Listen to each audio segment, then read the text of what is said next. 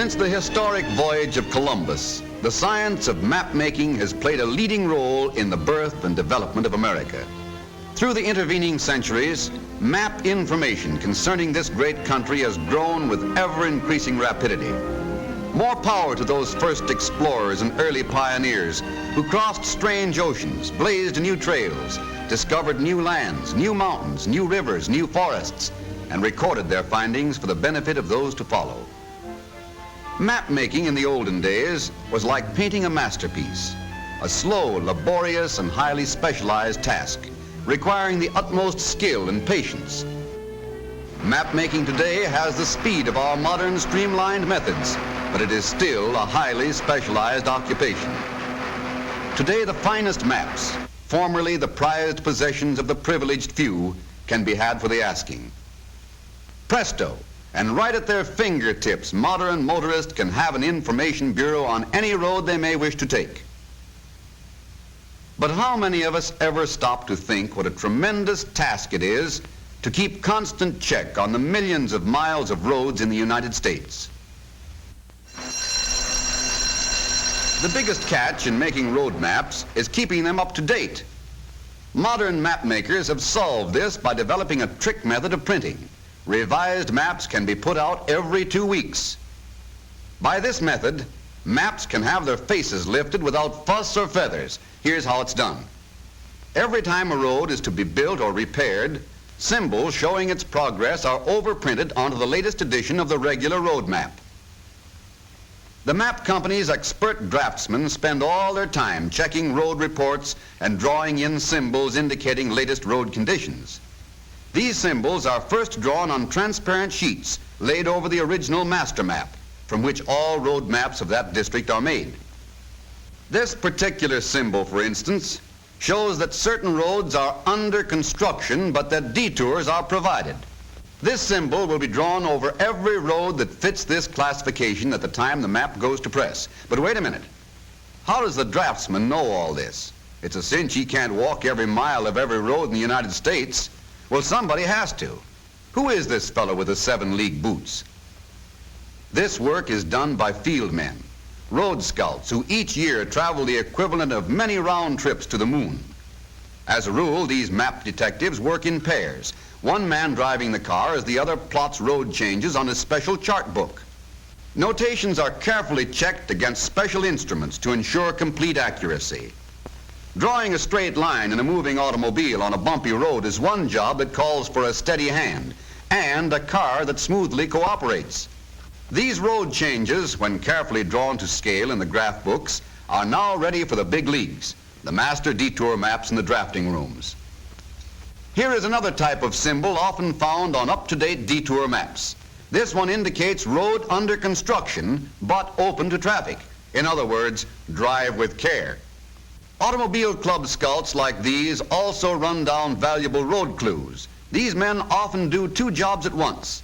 Besides gathering data for the latest detour maps, they also check new findings against old United States Geological Survey topographical sheets. On these, they not only indicate the topography of the land, drawing in all mountains, canyons, and rivers, but they also check official mileage figures from point to point, comparing them with those already listed on the survey sheets. Since many of these were drawn up from surveys made over 30 years ago, some roads are found to be longer or shorter than their birth certificate shows. Being a road scout is no soft snap. Driving around Death Valley in the summer isn't found in the pink tea section of the book. But it's all in a day's work as far as these boys are concerned. Years spent in the wide open spaces have toughened them to take the worst old man weather offers. Just put on your sun goggles and take a peep at that thermometer. It's only 115 degrees in the shade. What shade? Draw 2, Jake, for the boys in the back oasis.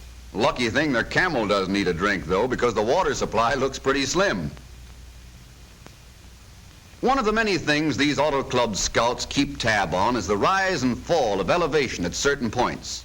Since the Earth's surface is constantly changing, like the crust of a baking pie, they often discover that what was low down on earlier surveys is now on the up and up. Elevations are recorded with an aneroid, a special altimeter like those used on airplanes. This aneroid is so sensitive to atmospheric pressure, it registers changes of elevation in inches. This reading is then checked against the altitude figure on the Geological Survey benchmark. These benchmarks, found all over the United States, list elevations for each locality.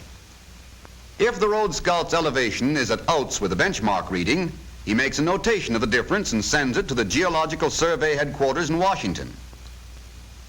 In the meantime, there are many more roads to be covered, so the boys better step on it or they'll never make their deadline. State highway departments and road construction companies also do their stuff in giving much valuable information for keeping maps up to date. This particular symbol, road closed to traffic, means just what it says. When you come up to bad news like that, there's only two things left to do: get a tractor or turn back. Well, here comes someone now. Is he going to be sore when he finds he has to go around by Pumpkinville? Hey, mister, turn around. Nix, you can't do that. Uh-oh, this gent's no tourist. He's the highway superintendent out to see how the new road's shaping up. There are countless men throughout the country just like this highway official who, in gathering data for their own use, contribute much helpful information to the makers of road maps. This gradometer, for example, registers the pitch of the grade the car is resting on. When recorded on the Highway Department survey map, this data will be sent to map company draftsmen along with blueprints of the road being built.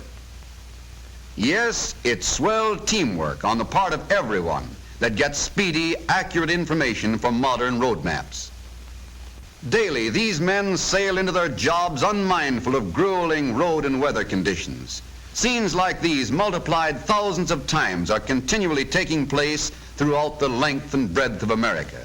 Each man adds his piece to the ever-growing and ever-changing jigsaw puzzle that makes up a road map. Speed is essential, particularly in the case of detour maps. Speed in getting the news on the map while it's still news. Speed in revising it when the roads are again open to traffic.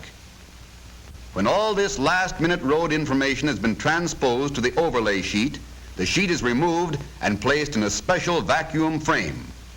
A huge camera then photographs the overlay onto a glass negative. This negative is photographically transferred onto a sensitized zinc plate, which, after having its face washed in an acid solution, is ready to be inked and locked on the press. This press swiftly overprints the detour symbols onto the latest standard road maps. These, in turn, are automatically cut and folded to the proper size, ready to give folks a good steer. Yes, map making has changed, has kept pace with a changing America. Modern maps guide us over the modern roads of the land, over great superhighways such as the famous New Pennsylvania Turnpike. Modern maps taking today's motorists where they want to go, when they want to go, quickly, comfortably, and safely.